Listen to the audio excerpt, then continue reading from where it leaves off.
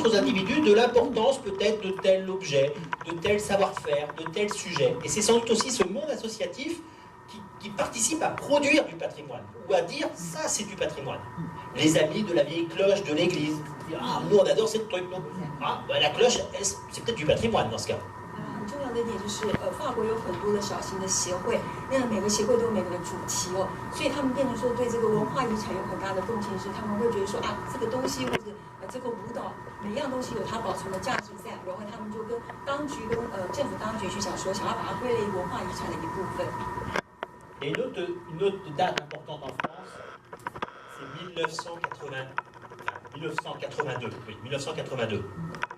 1981, élection d'un nouveau président qui change aussi un peu de politique, puisque c'est François Mitterrand qui arrive en France, et qui va aussi dans sa profession de foi, notamment politique en 81, va dire, nous, Valéry Giscard d'Estaing le disait aussi, mais bon, Mitterrand le disait peut-être un petit peu plus fort, on va accélérer la décentralisation en France. La France, c'est, voilà, la France, grosso modo, c'est Paris et le désert. C'est-à-dire que pendant longtemps, et encore un peu parfois maintenant, mais encore longtemps en France, jusque dans les années 80, tout se faisait à Paris. L'ENA, tout était à Paris. À partir de 82, c'est ce qu'on appelle la politique de décentralisation. Les régions sont créées, les départements ont une autonomie, les communes ont une autonomie. Cette décentralisation, elle va produire du patrimoine. Pourquoi? Parce que les communes et les départements vont s'intéresser, vont développer des politiques touristiques et vont prendre leurs monuments et vont restaurer leurs monuments, s'investir dans leurs monuments et donc contribuer à faire du patrimoine, à produire du patrimoine. Donc à partir de 82, il y a une accélération très forte de cet intérêt et de cette reconnaissance pour le patrimoine en France. 从82年开始有很重要的转变哦，那主要是因为81年是那个左派的那个密特朗总统，那他有一个很大的一个使命感。虽然说那个前任的总统 Giscard 他也有讲过，可是他等于是大刀阔斧来把它完成，就是说等于是要消灭这种所有的城市集中化的这个现象哦，把它往外扩充。那也就是因为这样，所以除了巴黎之外呢。82年之后的一些其他乡镇城市呢，他们自己都有所谓的怎么讲自己的主权来维护自己的一些怎么讲一些文化遗迹，然后因为经过修复重整来吸引一些观光客来。Fontevraud, c'est la région, c'est la décentralisation de 82.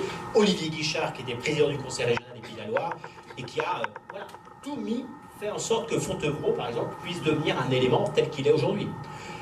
Vous avez un dernier élément, enfin il y en a plein d'autres, mais un élément très important, c'est ce qu'on appelle aussi la démocratie participative. Ce sont les lois de 1992 et les lois de 2002. Ségolène Royal, lors de son affrontement avec Nicolas Sarkozy, avait utilisé ce terme, démocratie participative. Beaucoup lui avaient attribué l'idée, or pas du tout. Ce sont les lois de 1992 et les lois de 2002 qui ont institué en France cette démocratie participative. C'est quoi? C'est faire en sorte que le citoyen soit plus acteur et plus actif dans le jeu démocratique. Et ça, c'est aussi une influence sur le patrimoine. C'est-à-dire que dans cette volonté que le citoyen participe à des commissions, investisse des champs politiques et de décision, ça veut dire qu'à partir de 92, les décisions ne sont plus uniquement élitistes ou venant d'en haut, mais elles deviennent plutôt voilà, de la base. Les citoyens qui participent, et le patrimoine, ils ont participé, notamment la fameuse CRPS, Commission régionale de patrimoine et du site, il y a des citoyens qui y siègent. Et donc, ils vont aussi influencer et dire si oui ou non tel objet peut devenir monument historique. Et donc, il y a eu une extension là aussi, par cette participation citoyenne, dans le regard et dans le champ patrimonial. 有一个蛮重要的是属于 democracy participative， 应该是大家都能够民主性的来参与哦。那这个口令在1992年的法律跟2002年都有，而且是在那个 Ségolène Royal 跟Sarkozy两个在竞选的时候呢，看完对，有把这个是在提出来哦。那也就是说，之前呢是整个那个文化遗产是直线型由政府组织部门下来，现在变成你一般的民众百姓呢，你都可以做来参与哦。Donc on va aller très très vite parce qu'il est très très tard, mais ensuite on a la politique des réseaux.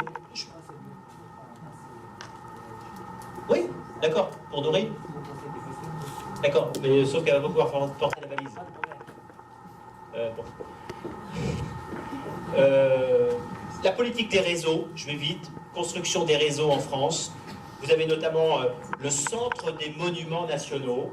Le Centre des Monuments Nationaux, c'était en 1914 ce qu'on appelle la CNMHS, la Caisse nationale des monuments historiques et des sites, mais qui au départ s'appelait préhistorique, qui est devenu des sites, la CNMHS en 1914, qui est aujourd'hui le Centre des Monuments Nationaux depuis 2000. Le château d'Angers fait partie, c'est une centaine de monuments aujourd'hui gérés au niveau national par le Centre des Monuments Nationaux, avec ça comme logo. Donc vous avez plein de réseaux. Oui.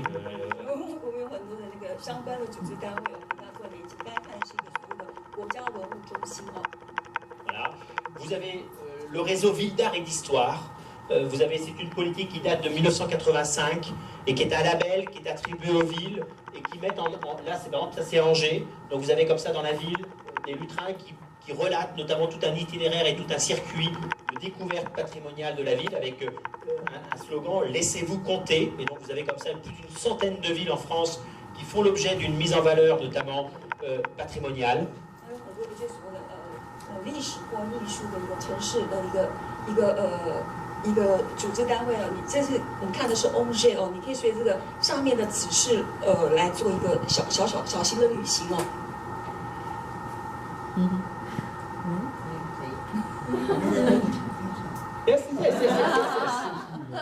Non, mettons-le, après vous l'aurez.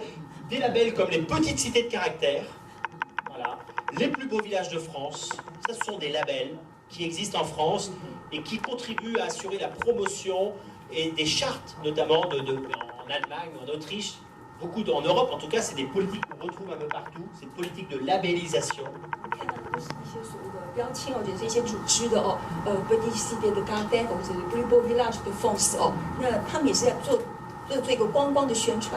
Pardon, pour une petite cité de caractère, il faut pouvoir justifier de monuments historiques, il faut pouvoir justifier d'une ZPPUP, la fameuse AVA qu'on a vu tout à l'heure, ce qui a été créé notamment ZPPUP, zone de protection du patrimoine architectural et urbain et paysager. Si la commune n'a pas ça, elle ne pourra pas être labellisée. Il faut pouvoir justifier d'un office de tourisme, il faut justifier de plein de critères qui vous permettent ensuite d'avoir ce label.